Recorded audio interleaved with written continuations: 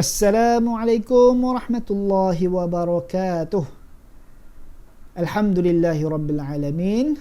Wassalatu wassalamu ala ashrafil anbiya'i wal mursalin wa ala alihi wa sahbihi ajma'in. Amma ba'd. Kelas pendidikan Islam kita hari ini, kita buka muka surat 129, bidang ibadah dengan tajuk Bulan Penyucian Jiwa. Bila kita sebut bulan penyucian jiwa ini, maknanya satu bulan tu kita dituntut untuk buat ibadah banyak. Bulan buat ibadah. Bulan apa? Kalau bulan Islam, kita tahu bulan Ramadan. Bulan Ramadan di dalamnya Allah bagi macam-macam, mudahkan untuk dapatkan pahala, untuk dapat redha Allah, dan kemudian Allah akan bagi hadiah yang terbesar, iaitu syurga. Jadi dalam bulan Ramadan ni yang utamanya ialah puasa, ibadah puasa. Jadi kita nak bercerita, kita nak belajar berkenaan puasa hari ni. Sekarang kita tengok puasa tu apa dia. Cuba tengok apakah ibadah sunat yang hanya dilakukan pada bulan Ramadan. Ada satu ibadah yang tak boleh buat di bulan lain, hanya ada di bulan Ramadan sahaja. Siapa tahu? Mudah. Solat sunat tarawih. Bulan lain kalau buat tak diterima, tak pakai. Bulan puasa saja. Ada hikmah dia, ada ganjaran yang besar di sebalik itu. Jadi puasa ni, nak cerita pasal puasa, sebab apa kita disuruh puasa? Banyak sebab. Kebaikan dia selain daripada mengosongkan perut, mengingat kesusahan orang lain yang tak ada makanan, boleh juga untuk selain itu menjaga kesihatan perut kita. Bila perut kita sihat, badan kita pun akan sihat. Ini terbukti daripada kajian-kajian ilmiah dari segi perubatan. Tengok muka surat 130. Pengertian puasa. Nak ambil tahu dulu apa dia tu puasa. Puasa ialah menahan diri daripada perkara-perkara yang membatalkan puasa, bermula daripada terbit fajar hingga terbenam matahari, disertai dengan niat. Ambil faham kat situ. Puasa ni kita tahan diri daripada buat benda yang membatalkan puasa tu. Termasuklah makan, minum, batal lah tu. Pergi buat benda apa, sengaja, benda-benda yang sengaja yang boleh batal ni. Pergi menyelam dalam sungai, pergi menyelam dalam laut, sambil-sambil tu duk terlayak. Batal lah. Okay. Nanti kita akan tengok benda-benda yang membatalkan puasa. Yang mana kita puasa tu daripada terbit fajar.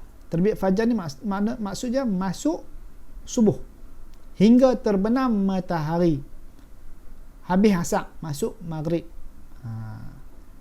Dan disertai dengan niat. Maknanya niat pada malam sebelum kita puasa. Kalau tak niat, tak sah, tak dikira. Tak ada niat, puasa tak makan saja. Puasa dah, tapi sebab tak niat, tak dikira puasa tu, tak ada pahala untuk puasa. Okey, niat penting. Kita tengok pula dalil puasa. Bukti kata Allah suruh kita puasa, wajib puasa, daripada ayat Al-Quran. A'udzu billahi minasy syaithanir rajim. Ya ayyuhalladzina amanu kutiba alaikumus siyamu kama kutiba alal ladzina min qablikum la'allakum tattaqun. Daripada surah Al-Baqarah ayat 183.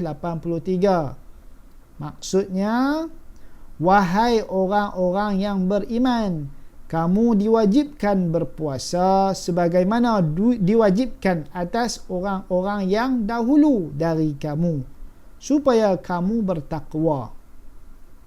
Daripada ayat ni kita faham Allah suruh puasa. Bukan kata kita ni umat Nabi Muhammad saja. Sebelum-sebelum ni pun ada kewajipan berpuasa. Tak tahu. Kita cuma tak tahu puasa mereka macam mana, syarat-syarat dia, dan berapa lama, berapa hari. Kita tak tahu. Mungkin sama, mungkin tak sama. Tapi puasa ni daripada dulu lagi. Apa hukum puasa? Berdasarkan dalil di atas, diwajibkan bagi semua umat Islam yang mampu menunaikan puasa pada bulan Ramadan. Diwajibkan. Tak ada pilihan. Kecuali orang-orang tertentu sahaja. Tengok rukun puasa, maknanya benda apa yang kena buat untuk memastikan puasa kita sah. Ni benda yang mesti. Yang pertama, niat.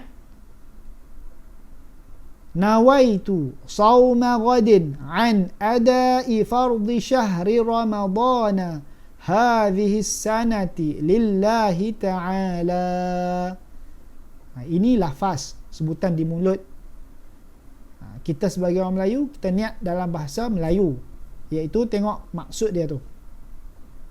Sahaja aku berpuasa esok hari untuk menunaikan fardu Ramadan tahun ini kerana Allah Ta'ala. Niat yang bahasa Melayu ni.